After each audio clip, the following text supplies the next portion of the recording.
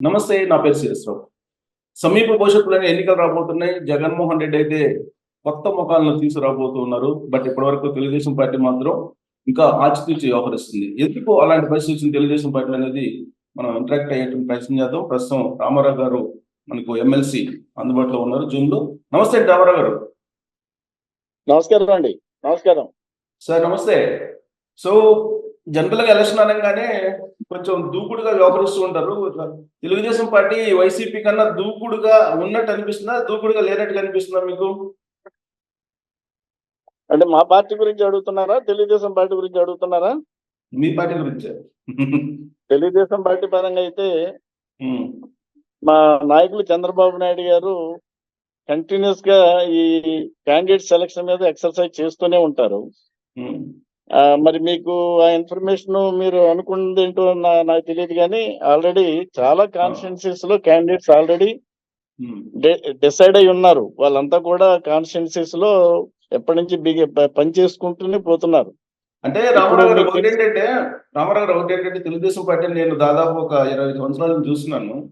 లిస్ట్‌కొచ్చేటప్పటికి ఎప్పుడు కూడా B Pharm ఇచ్చేటప్పటికి last date కూడా ఇచ్చిన రోజులున్నాయి.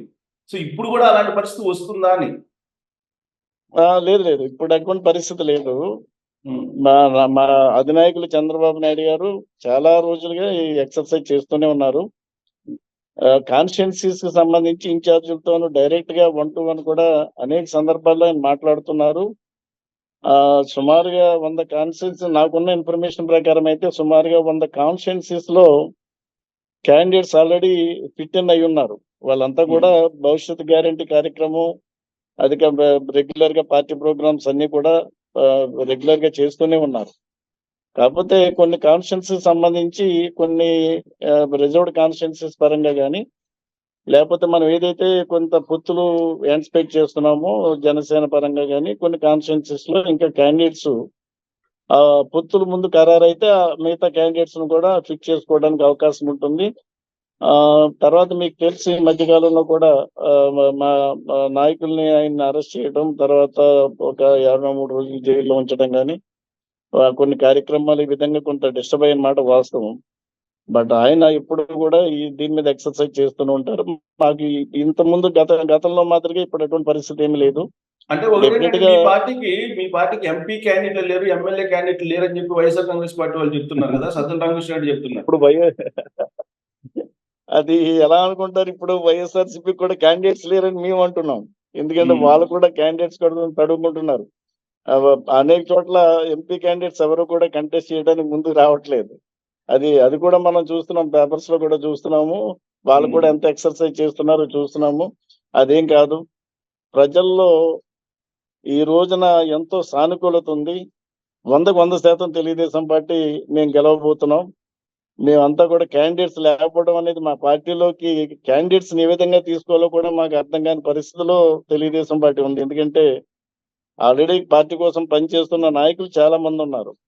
అదే ఉన్నారు. విధంగా వివిధ ఇప్పుడు తెలుగుదేశం పార్టీకి ఎప్పుడు కూడా అభ్యర్థుల కొరత ఉండదు. ఓకే.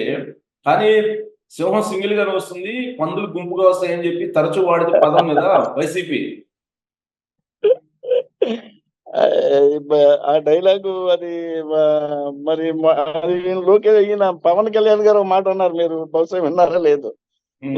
జంతువులు ఎప్పుడు కూడా గుంపుగానే వస్తాయి. మనుషులైతే సింగిల్ గానే వస్తారండి. కాబట్టి హ్మ్. దానిలో హ్మ్. మనము ఆ ఇంటర్నల్ గా మీనింగ్ మనం తీసుకోవద్దు.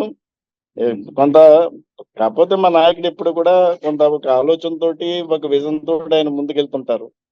ఆ యాస్పెక్ట్ లో కొంత క్యాండిడేట్ సెలక్షన్ కొంత ఆలస్యం కావచ్చు కానీ ఇప్పుడు ఆ పరిస్థితి లేదు. ఎందుకంటే మేము చూస్తున్నాం కాబట్టి ఆ ఎక్సర్సైజ్ కంటిన్యూస్ గా నడుస్తూనే ఉంది. చాలా చోట్ల ఇన్ఛార్జీలు భవిష్యత్ గ్యారంటీ ప్రోగ్రామ్ గానీ, ఇతర కార్యక్రమాలు గానీ చాలా కంటిన్యూస్ గా చేస్తూనే ఉన్నారు. కొన్ని కాన్స్టిట్యున్సీలు ఇప్పుడు నేను చెప్పాను. కొంత ఎక్కడైతే మనము పొత్తులు ఉండే అవకాశం ఉందో, లేకపోతే ఎక్కడైతే కొన్ని రిజర్వ్డ్ కాన్స్టిట్యున్సీస్ ఉన్నాయో అటువంటి చోట కొంత సెలక్షన్ అనేది కొంత జ్యుడిషియస్ గా చేయాల్సిన అవసరం ఉంది కాబట్టి ఆ ఆస్పెక్ట్ లో కొంత డిలే అయ్యే పరిస్థితులు ఉండొచ్చు. కాకపోతే ఆయనకి ఆలోచనలు ఉన్నాయి.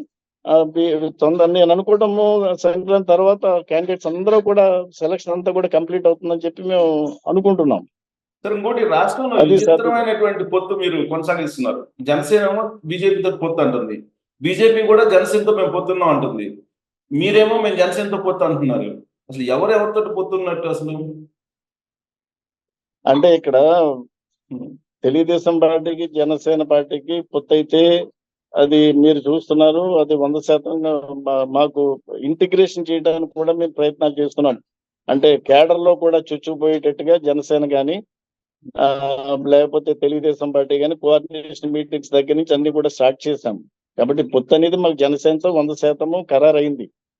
ఇక బీజేపీ అనేది ఇంతవరకు వాళ్ళ వాయిస్ మాకు పూర్తి స్థాయిలో తెలియదు కానీ ఆ వాళ్ళు ఆలోచనలు వాళ్ళ ఆలోచనలు వాళ్ళకు ఉన్నాయి.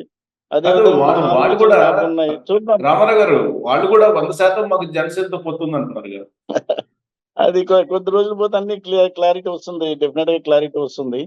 ఉమ్, దానిలో మనము ఎందుకంటే అది అధిష్టానం పరంగా కొంత తీసుకోవాల్సిన నిర్ణయం కాబట్టి వాళ్ళు కూడా బీజేపీ పరంగా కూడా నిన్న మొన్న చూసాం విజయవాడలో వాళ్ళు మీటింగ్ చేసుకోవడం అంతా కూడా వాళ్ళు ఇన్ఛార్జి ఎవరైతే ఐ థింక్ మాణిక్ ఠాకూర్ అనుకుంటా, ఐ థింక్ సో, మనతో ఆయన కాంగ్రెస్ సమక్షంలో వీళ్ళకి బీజేపీకి ఎవరు మొన్న తరుణ్ చుగ్గా, ఐ థింక్ తరుణ్ సో, చుక్కు బీజేపీ.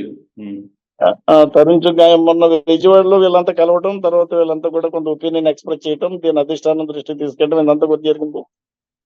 నేను అనుకోవడం భవిష్యత్తులో టైం విల్ డిసైడ్. మనము దాని మీద ఎక్కువగా నేను కామెంట్ చేయలేను, ఎందుకంటే అధిష్టానం పరంగా తీసుకోవాల్సిన నిర్ణయం పాలసీ మ్యాటర్ అది. భవిష్యత్తులో ఉండొచ్చు పొత్తులు, కొంత తొందరలోనే ఖరారు అవుతాయి. అది కూడా I think it will take another 15 days to come. So Vizag వచ్చేటప్పటికి మీ పార్టీలో ఏకాభిప్రాయం ఉన్నట్టేనా? ఎందుకంటే గంటా శ్రీనివాసరావు ఒకనొక సమయంలో విశాఖ రాజధాని అనే దాన్ని ఆహ్వానించి 3 రాజధానులు వ్యతిరేకిస్తూ రాజీనామా చేశారు. ఇప్పుడు ఆయన పందా మార్చుకొని యాక్టివ్గా ఉన్నారా, లేదంటే దూరంగానే జరుగుతున్నారా? గంటా శ్రీనివాసరావు యాక్టివ్ గానే ఉన్నారు. ఎందుకంటే మనం గత 6 months పీరియడ్ నుంచి కూడా ఆయన చాలా యాక్టివ్ గా ఉన్నారు. మన మా లోకేష్ బాబు గారి ముగింపు పాదయాత్ర దానిలో కూడా, ఆ ముగింపు సభ కూడా ఆయన టేకెన్ లీడ్ రోల్. దానిలో ఎటువంటి ఇబ్బందులు లేవు. అది ఆయన యాక్టివ్ గానే ఉన్నారు పార్టీ పరంగా. ఇప్పుడు ఆయన విత్డ్రా చేసుకున్నట్టేనా? గతంలో చేసిన రాజీనామా విత్డ్రా చేసుకున్నట్టేనా? రాజీనామా విత్డ్రా చేసుకోవడం అంటే ఇప్పుడు అప్పటికిప్పటికి the situation has been changed. దానిలో మనం చూసాం కదా, 3 రాజధానులు అన్న దానికి గంటా శ్రీనివాసరావు గారు ఆ పర్సనల్ ఒపీనియన్ అలాగా పార్టీ పరంగా ఒక ఒపీనియన్ ఉంది. పార్టీ పరంగా పార్టీ నిర్ణయం అయితే తీసుకుంటుందో మేము కూడా దానికి బద్దులై ఉండాలా. ఇక్కడ వైజాగ్ వరకు చూసినట్టయితే ఒక నాయకుల్లోనే కాదు, ప్రజల్లో కూడా ఎక్కడ కూడా ఈ రాజధాని పరంగా కన్సర్న్ అంటూ ఎక్కడ లేదు. ఎందుకంటే మేము చూసాము, ఇది ఒక అభివృద్ధి చెందుతున్న ప్రాంతం. మాకు రాజధానితో సంబంధం లేదు. అభివృద్ధి అనేది కంటిన్యూస్ గా జరుగుతూనే ఉంటుంది. ఇంతకుముందు కూడా తెలుగుదేశం పార్టీ అధికారంలో ఉన్నప్పుడు ఫైనాన్షియల్ క్యాపిటల్ గా మనం అప్పుడు అనుకున్నాము. తర్వాత అనేక స్టార్ట్అప్ పరిశ్రమలు కానీ ఇండస్ట్రీస్ కానీ తీసుకురావడం కూడా జరిగింది, సెంట్రల్ గవర్నమెంట్ ఇన్స్టిట్యూషన్స్ కానీ. కాబట్టి మాకు అభివృద్ధికి ఎక్కడ దోకలేదు. అదే విధంగా ప్రజలు ఇక్కడ కోరుకునేది ఏంటంటే ఎక్కువగా శాంతిని కోరుకుంటారు, ఒక ప్రశాంతమైన వాతావరణం కోరుకుంటారు. ఇప్పుడు రాజధాని అనేటప్పటికీ ఆ పేరు మీద ఇక్కడ ఒక ప్రశాంతమైన వాతావరణం కొంత పోతుంది అనేది ప్రజలందరిలో ఉన్న అభిప్రాయం.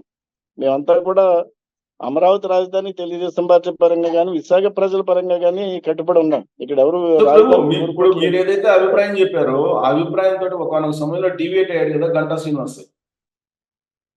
అంటే ఇప్పుడు కూడా ఆయన ఆ ఒపీనియన్ తో ఆయన లేరు. ఇప్పుడు ఏదైతే పార్టీ అభిప్రాయం ఉందో ఆ అభిప్రాయానికి ఆయన కట్టుబడి ఉన్నారు. దానిలో ఇప్పుడు అందరూ కూడా మేమంతా ఒకే అభిప్రాయంతో ఉన్నాం పార్టీ పరంగా, నాయకులంతా కూడా.